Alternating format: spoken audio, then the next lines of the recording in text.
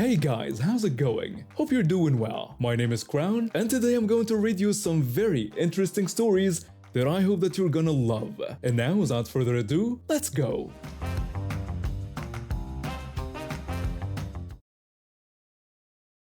My family and I used to have Sunday dinners at my mom's house. Everyone would gather around her big oak table, sharing stories and catching up on the week. It was our tradition, something I looked forward to every month. When I moved out 3 years ago to start my career as a graphic designer, I never missed those dinners. That changed when I started dating him. We met at a coffee shop near my apartment, and for 8 months, things seemed perfect. He was charming, funny, and my family loved him. My mom would always set an extra place for him at dinner, and my dad would talk his ear off about sports. My younger sister thought he was the coolest guy ever. He became part of our family traditions, part of our inner circle. But behind closed doors, things weren't so perfect. He had a temper that came out of nowhere. He'd get jealous if I talked to male co-workers, accused me of flirting when I was just being friendly to cashiers, and would give me the silent treatment for days over the smallest things. The breaking point came 3 months ago during one of our family dinners. I had mentioned getting a promotion at work, and everyone was congratulating me. He sat there with this dark look on his face, not saying a word. Later, when we got back to my apartment, he exploded. He said I was showing off, that I was trying to make him look bad in front of my family because he was still looking for a better job. The argument escalated quickly and he ended up throwing my laptop across the room, shattering the screen. That's when I knew I had to end it. The breakup happened right there in my living room, with him screaming at me, calling me ungrateful and selfish. My sister had come over to drop off some clothes she'd borrowed, and she walked right into the middle of it. She heard him call me names I won't repeat and saw the broken laptop on the floor. She immediately called my parents, and within an hour my dad and brother showed up to make sure he left and stayed gone.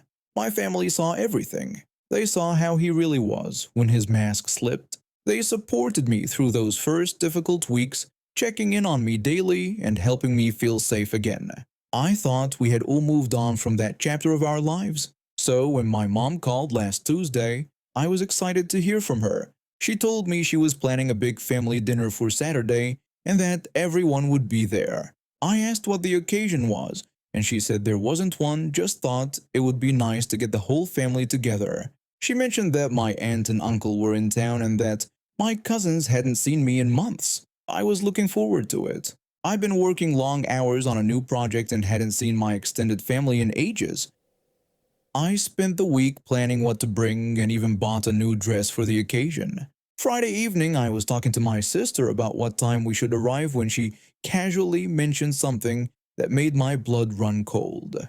She said Mom had told her that my ex was coming too and that she thought it was weird. I felt like I'd been punched in the stomach. I immediately called my mom and asked if she had invited him to dinner tomorrow. She said yes and that she had meant to mention it. She explained that he had called last week asking how everyone was doing and that he seemed really sorry about everything that happened.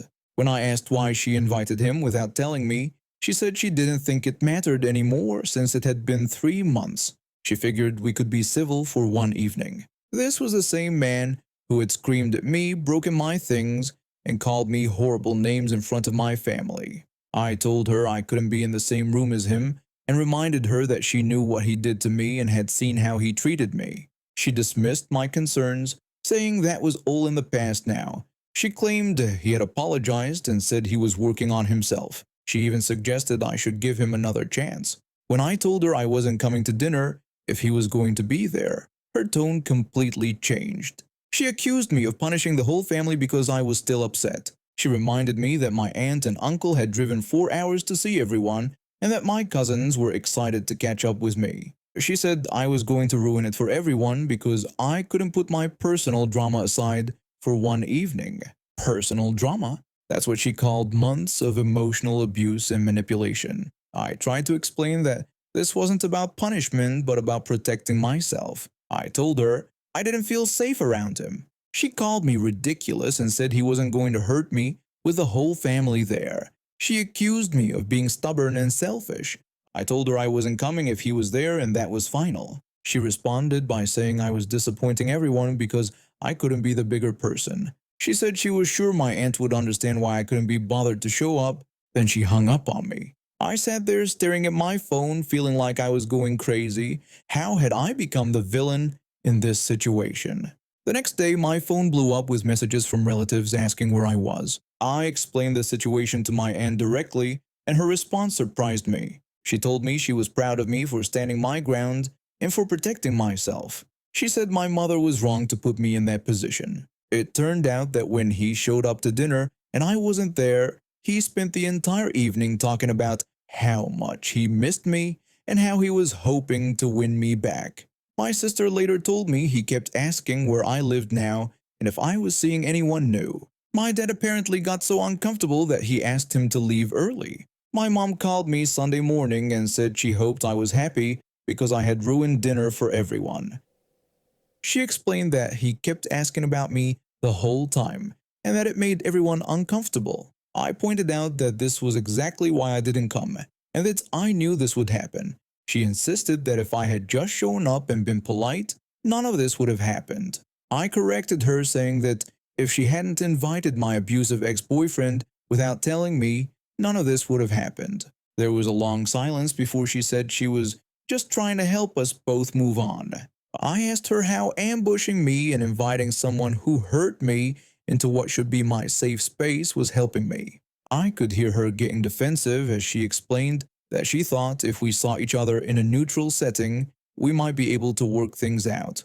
I told her there was nothing to work out because he was abusive and she had seen it herself. I made it clear that I didn't want him in my life and definitely didn't want him at family gatherings. Then she dropped another bomb. She told me she had already invited him to Christmas dinner too. That was it. I was done. I told her that I wouldn't be at Christmas dinner either and that I wouldn't be at any family gathering where he was present. I explained that she needed to choose because she could have him there or me there, but not both. The silence stretched on for almost a minute before she asked if I was really going to make her choose. I told her she had already chosen when she invited him without telling me, and that I was just letting her know what would happen because of that choice. 3 days later, my sister called to tell me that Mom had uninvited him from Christmas and wanted to apologize. Apparently, my dad had a long talk with her about boundaries and respect. She finally understood that what she saw as helping was actually putting me in danger and showing complete disregard for my feelings and safety. Some people see your peace as punishment, especially when they've gotten used to benefiting from your discomfort.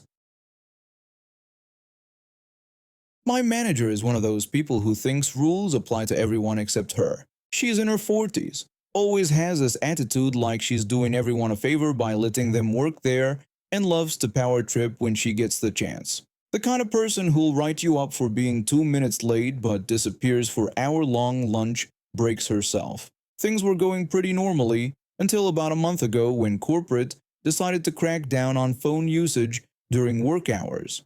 They sent out this memo saying personal phones needed to be kept on silent and completely out of sight during shifts. No exceptions. The memo said that phones should be locked away in employee lockers and only checked during official break times.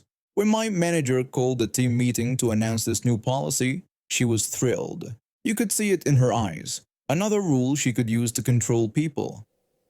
She told everyone to listen up because corporate had implemented a strict no-phone policy effective immediately. She said she didn't want to see a single phone on the floor and that they needed to be turned off, locked in our lockers, and forgotten about until our shifts ended. One of my co-workers raised her hand and asked what would happen if there was an emergency at home, like with kids or something. My manager said that emergency contacts could call the store directly since we had a landline for a reason.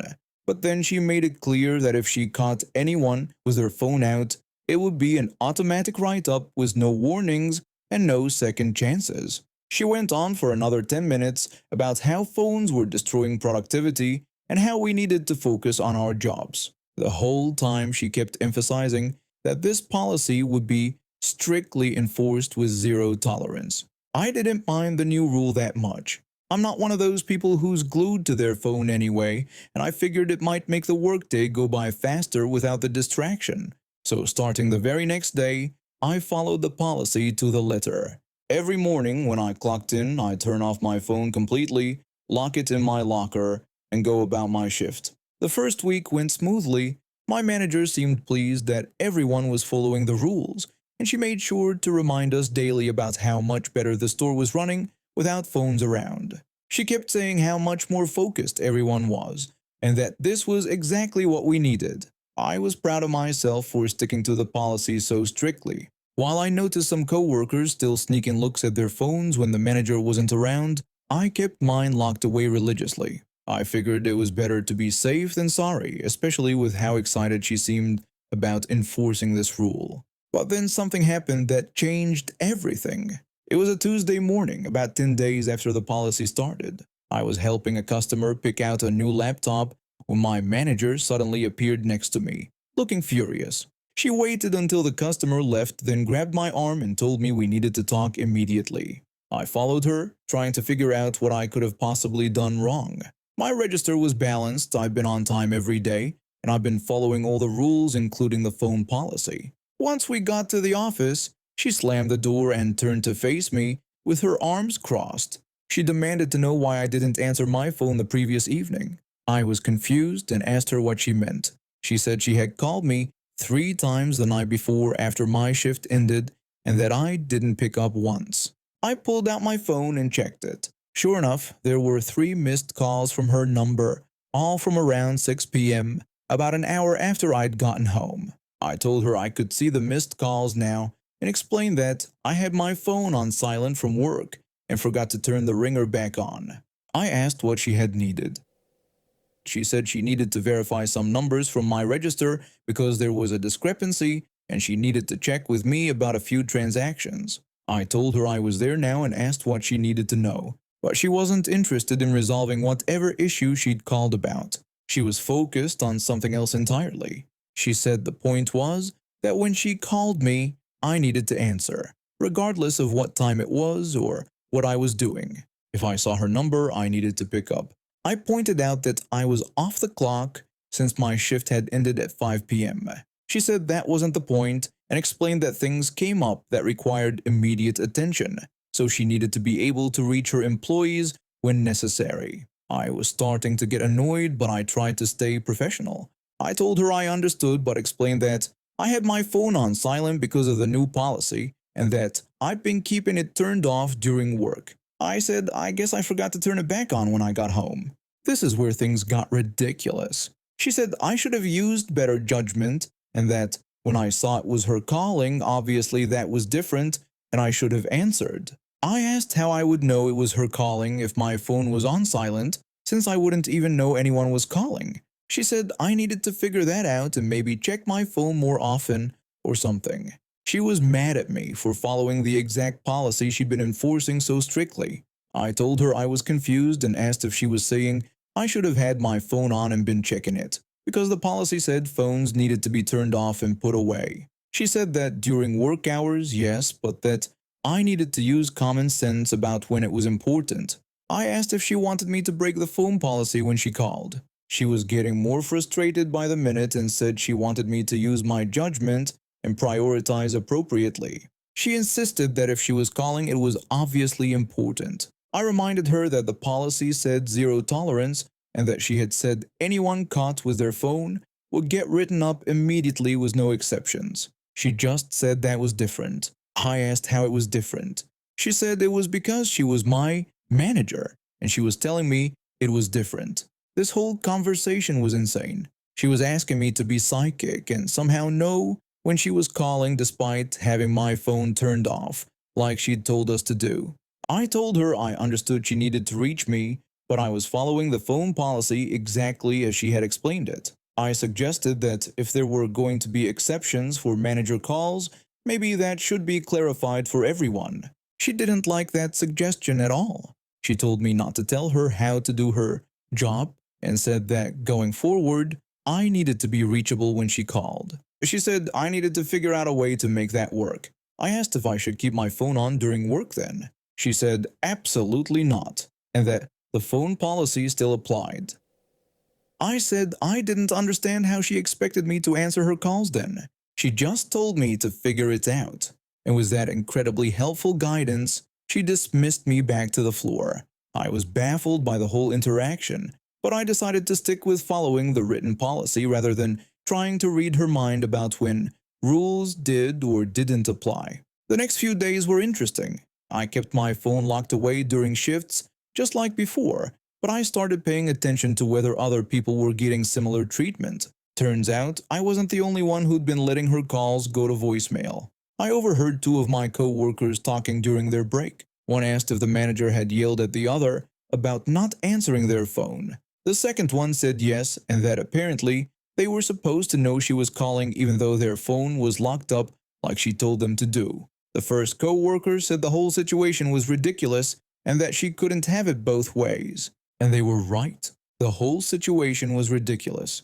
She'd created this strict policy, threatened to write people up for any violations, and then got mad when people followed it. About a week after our office meeting, I noticed something. The daily reminders about the phone policy suddenly stopped. She wasn't doing her usual morning lectures about keeping phones locked away. In fact, she seemed to have gone completely quiet about the whole thing.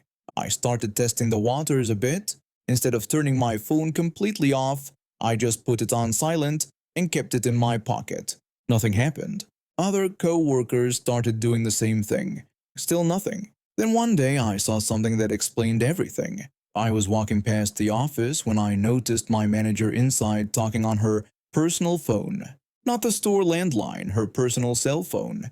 She was having what sounded like a personal conversation and didn't seem to be in any hurry to end it. That's when it hit me. The reason she'd gotten so upset about people not answering their phones wasn't because of work emergencies. It was because she was used to being able to reach people when she wanted, and the policy she'd created was interfering with her own ability to contact employees off the clock. A few days later, during what would normally have been one of her phone policy reminder sessions, she made a very different announcement. She said she'd been reviewing the phone policy with corporate and that they were going to be making some adjustments. She explained that phones should still be kept on silent during work hours, but they didn't necessarily need to be locked away completely. She said to just keep them out of sight and not use them on the floor. She tried to make it sound like this was some kind of corporate decision, but it was pretty obvious what had really happened. She'd realized that her strict enforcement of the policy was preventing her from being able to contact people when she felt like it, so she'd quietly back down. One of my co-workers wasn't going to let her off that easy though. They asked about the zero-tolerance policy and reminded her that any phone violation was supposed to be an automatic write-up. She said they were focusing more on the spirit of the policy rather than the letter of it. Another co-worker jumped in and asked if we wouldn't get written up for having our phones anymore. She said that as long as we weren't obviously using them during work time, it should be fine. It was amazing to watch her try to walk back her previous hardline stance without admitting she'd been wrong. She was uncomfortable with the questions and ended the meeting pretty quickly after that. I'm pretty sure I wasn't the only one who'd been ignoring her calls that week. Based on the conversations I'd overheard, it sounded like several people had gotten similar lectures about not being reachable. She probably spent the whole week trying to contact various employees about minor issues and getting frustrated when nobody picked up. Now the phone policy is back to being a joke. People keep their phones on silent, but that's about it. She hasn't mentioned enforcement in weeks, and I've seen people checking their phones on the floor without any problems. I moved back to help my grandpa with his farm and ended up dealing with the craziest neighbor ever. After college, I was working a dead-end office job in the city, barely making ends meet. My grandpa had been running his small cattle farm alone since Grandma passed 3 years ago, and at 82, he was struggling to keep up. When he called asking if I'd consider moving back to help him, I didn't hesitate. The farm had been in our family for 4 generations, and I couldn't bear the thought of him having to sell it. So 6 months ago, I packed up my tiny apartment and moved back to the countryside. It was actually pretty peaceful most of the time. Grandpa taught me everything about raising cattle, From feeding schedules to medical care, we had about 30 head of cattle, and like any responsible farmer, we occasionally had to slaughter some for meat. It's just how farming works. We sold the meat locally and it helped keep the farm profitable. Everything was going fine until Karen moved into the house next to our property about 2 months ago. She came from the city and apparently had very strong opinions about rural life, despite knowing absolutely nothing about it. It started with small complaints. She'd call the county about the smell from our cattle, claiming it was a health hazard. Then she complained about the noise when we had to move cattle early in the morning. But we were doing everything legally and had been farming this land long before she showed up.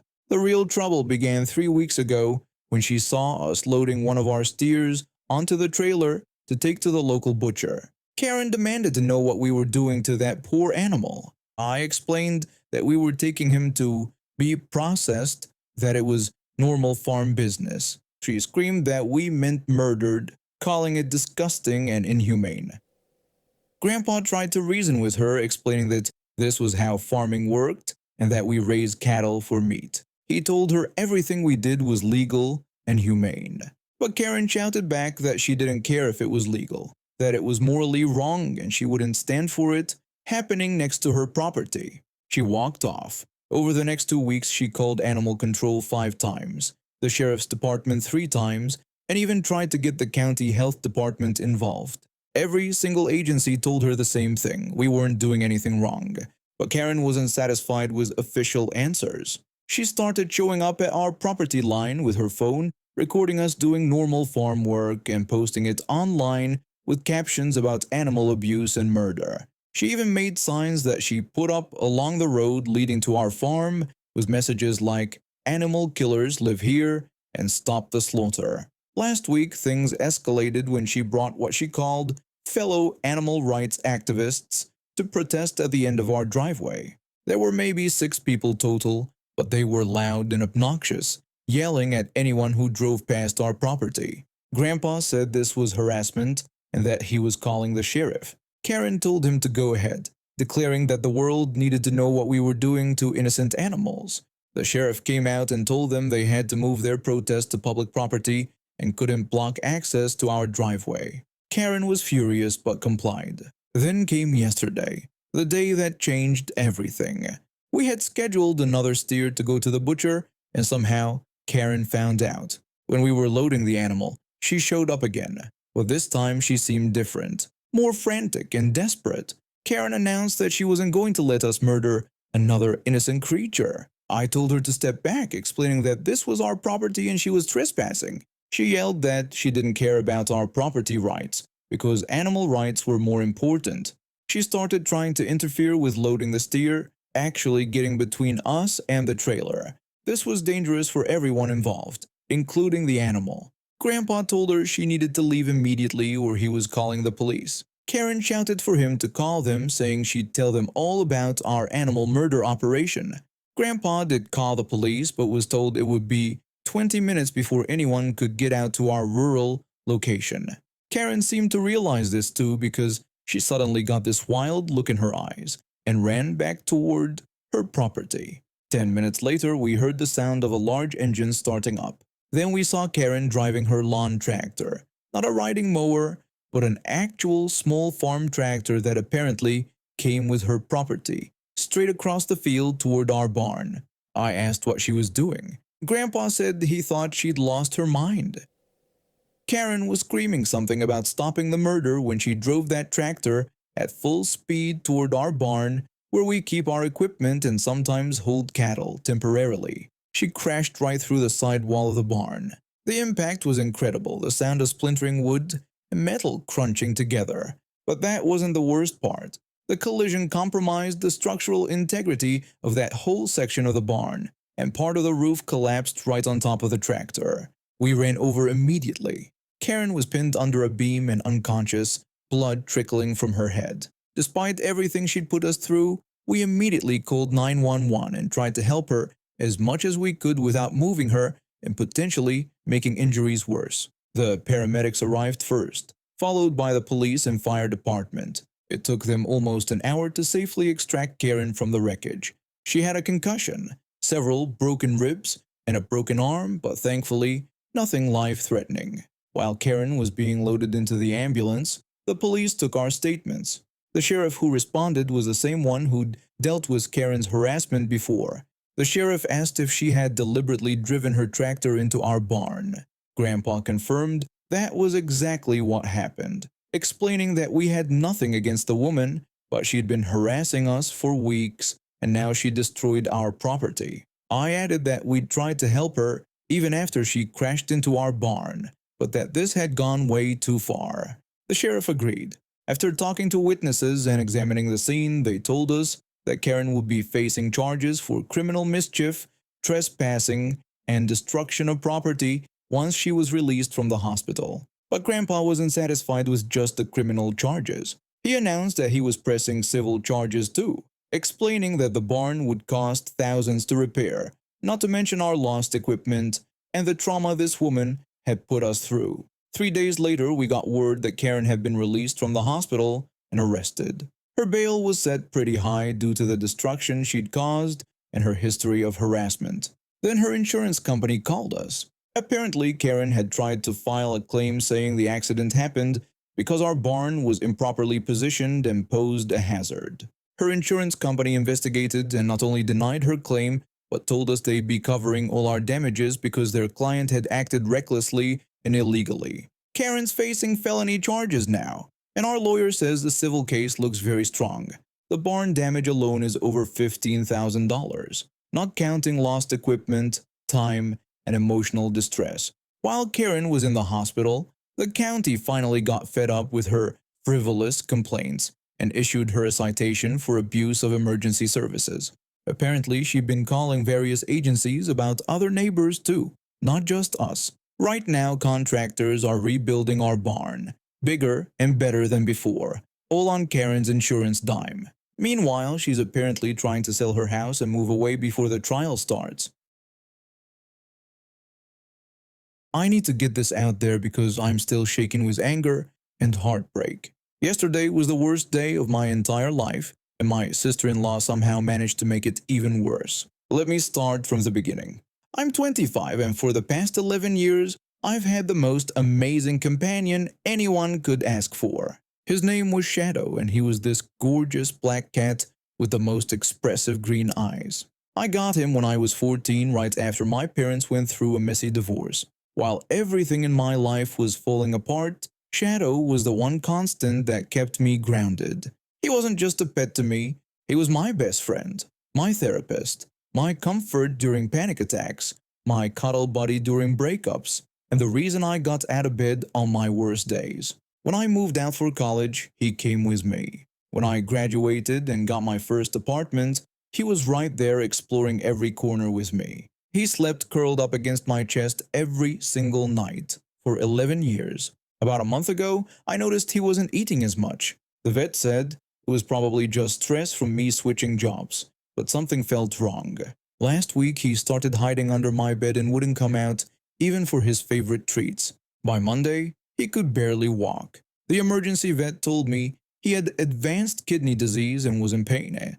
The kindest thing I could do was let him go. I held him in my arms while they gave him the injection. I felt his little heart stop beating against my chest. I've never experienced pain like that in my entire life. I somehow managed to drive home, but then I completely fell apart. I cried for hours until I had no tears left. I couldn't eat, couldn't sleep, couldn't do anything except stare at his empty food bowl in his favorite spot, on the couch. The next morning I called in sick to work. I couldn't even form complete sentences on the phone. That's when my sister-in-law called. She asked how I was holding up and I told her I wasn't good and couldn't stop crying. She said she didn't want me to be alone right now and suggested I come over. She said we could just hang out and she'd make some tea. I was hesitant because I knew I wasn't good company, but the thought of sitting in my empty apartment all day felt unbearable. I thought maybe being around family would help, even if I just sat quietly and cried a little. I asked if she was sure because I really wasn't okay right now. She said I should come over whenever I was ready. So I dragged myself over to her house, still wearing the same clothes from yesterday because I couldn't even manage to change. My eyes were swollen from crying and I probably looked like I'd been hit by a truck. The moment I walked in, she grabbed her keys and said it was perfect timing because we needed to pick up the kids from school. I told her I thought we were just going to stay at her house. She said this would be good for me and that I needed fresh air. I didn't have the energy to argue, so I got back in my car and followed her to the school. Her 8-year-old son was on the playground and refused to leave when she called him. She asked me to go get him because he listened to me better than her. I just stood there trying not to cry in front of all these kids and parents. I felt like I was going to collapse. I told her I didn't think I could handle this right now. She said it would just take a second and I could tell she was getting annoyed. But I literally could not move.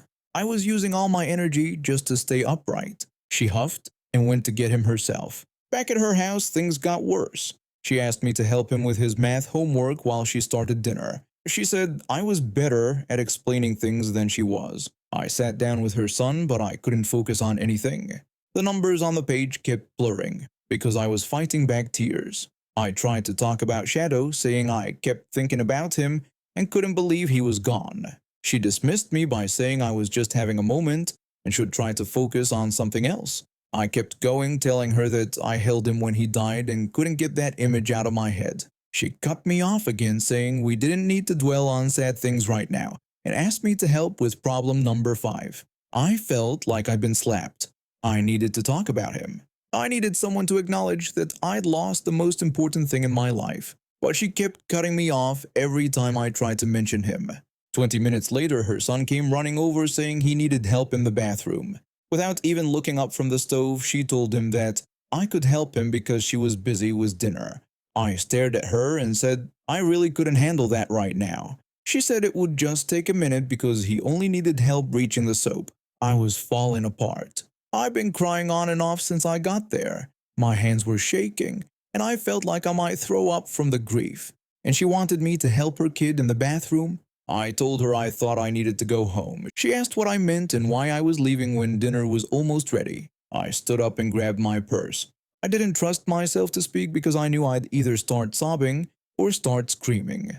This woman had invited me over supposedly to comfort me, then put me to work as a free babysitter while dismissing my grief. She asked where I was going as I walked toward the door. I just walked out. I got in my car and drove home as fast as I could. Once I was back in my apartment, I let myself break down completely. An hour later, she texted me. She said I upset her kids by storming out like that. She said she was trying to help me take my mind off things, and this was how I repaid her. I stared at that text for a long time. Help me take my mind off things? She never once acknowledged that I was grieving. She never asked how I was feeling or if I needed to talk. She just saw me as free childcare and got mad when I couldn't perform. I texted back telling her that I had just lost my best friend yesterday. I explained that I came over because she said she didn't want me to be alone, not to babysit her kids while she ignored my pain. She responded by saying it was just a cat and that I was being dramatic. Just a cat. 11 years of unconditional love, and she reduced him to just a cat. I screenshotted that text and sent it to my brother, her husband. Within an hour, he called me to apologize and said he'd be having a serious conversation with his wife about empathy and basic human decency. She'd been telling people I had a meltdown over a pet and made her kids cry. But when my brother saw her text calling Shadow just a cat, he realized what really happened. He made her apologize, though it was clearly forced, and she still doesn't understand why what she did was wrong. I'm still heartbroken about Shadow, but now I'm also furious that someone I trusted used my grief as an opportunity to get free babysitting. I worked at this upscale restaurant where the dress code was pretty strict. All servers had to wear a black vest, white dress shirt, bistro apron, and tie. Even us women. The management was really particular about looking professional since we charged premium prices for our food. I didn't mind it most of the time, but there was one major downside I never saw coming. The restaurant business is brutal. Some days I'd work a double shift, starting at lunch and staying until close. When I clocked out, I'd be exhausted, but still needed to grab groceries or pick up prescriptions. Going home to change first would add an extra 30 minutes to my already long day, and honestly, I was just too tired most of the time. Here's the thing though, my work shirts were pretty fitted. I'm well endowed, and finding shirts that fit properly in the shoulders and arms without being too long in the sleeves was a challenge. The ones that fit best were tight across my chest, which meant without my vest and apron, you could see way more of my bra and cleavage than I was comfortable with. I was young and shy back then, so changing in my car wasn't something I wanted to do. The vest and tie combo actually covered everything up nicely, so I just keep my uniform on while running errands. Big mistake. The first time it happened was at a grocery store. I was in the produce section trying to pick out some decent looking tomatoes after a rough shift when this guy walked up to me. He asked where they kept the organic flour. I told him I didn't actually work there and apologized. He seemed embarrassed and said I looked so official in my outfit, then apologized for the mistake. That interaction was fine. He was polite, apologized, and we both went on with our lives. I thought it was kind of funny actually. But then it kept happening and happening. The people weren't always so nice about it. At the pharmacy, at the big box stores, even at the dollar store, which was ridiculous because have you ever seen a dollar store employee in a vest and tie? I hadn't, but people kept assuming I worked wherever I was shopping. At first, I tried to be helpful. If someone asked where something was and I happened to know, I point them in the right direction. If I didn't know, I politely explained that I didn't work there. But after a few weeks of this, I started getting really fed up. The breaking point came on a bad day. I'd worked a 14-hour double, had 3 tables stiff me on tips, and the kitchen had been backed up all night. I just wanted to grab some frozen pizza and go home. I was in the frozen food aisle at the grocery store when this woman walked up to me. She told me she'd been looking everywhere for someone to help her. She didn't even give me a chance to respond before launching into her demands. She needed me to check in the back for more organic chickens because the ones out front were too small, and she was hosting a dinner party tomorrow. She complained that it was ridiculous there weren't more options available. I tried to tell her I didn't work there, but she got angry and asked what I meant. She pointed out that I was wearing a uniform. I explained it wasn't this store's uniform and that I worked at a restaurant. She told me not to give her attitude and said she'd seen me helping another customer earlier. She demanded I help her or she'd get my manager. I was so tired and frustrated that something in me just snapped. But instead of losing my temper, I decided to have a little fun with it. I told her she was absolutely right and apologized for my attitude. I said I'd go check in the back for her. Her whole attitude changed instantly. She told me to make sure I brought out the biggest chickens I could find. I said of course, and that I'd be right back. Then I walked toward the back of the store, took a little detour through the pharmacy section to pick up my prescription, grabbed my frozen pizza, checked out, and went home. I never went back to that aisle. After that, I stopped trying to correct people who were rude to me. If they were polite and asked nicely, I'd still help if I could. But if they came at me with attitude and demands, I started having some fun with it. At the big box store, when someone rudely demanded I help them find the bathroom, I'd send them to the complete opposite end of the building. When people insisted I check in the back for items, I'd tell them I'd be right back and then just disappear. I started telling entitled customers that items were out of stock, had been recalled, or were reserved for other customers. My favorite response became telling people that we were all out of whatever they wanted, but we'd be getting a shipment in next Tuesday. Watching them argue with actual employees about the mysterious Tuesday shipment was pretty entertaining.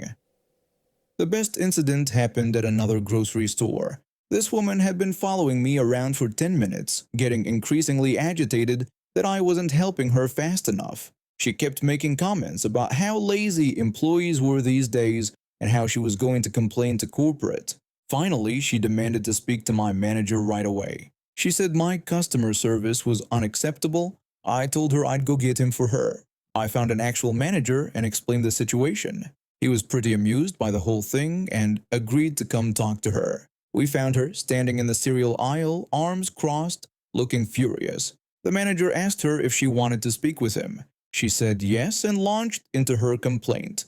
She told him I'd been giving her the runaround for 15 minutes. She said I'd told her the pasta sauce she wanted was reserved for another customer which she thought was ridiculous. Then she said I'd claimed they were out of the bread she needed, but she'd found it herself 5 minutes later. She accused me of lying to her and demanded that I be fired immediately.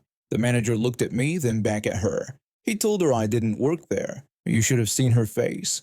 It was like watching someone go through all 5 stages of grief in fast forward: confusion, denial, anger, bargaining, and finally, acceptance. Her mouth opened and closed like a fish for a good 10 seconds. She stammered that I was wearing a uniform.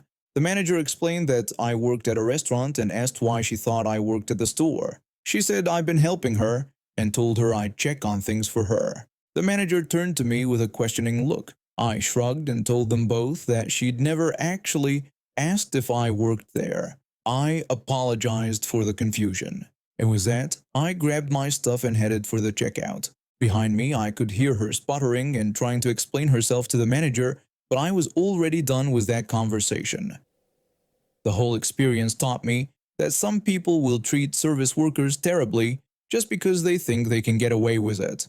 But it also showed me that a little mischief can go a long way in dealing with entitled people. If you're going to assume I work somewhere and then be rude to me about it, you'd better be prepared for whatever creative response I come up with. These days, I'm not shy about changing clothes or dealing with people's assumptions, but I still remember those encounters fondly.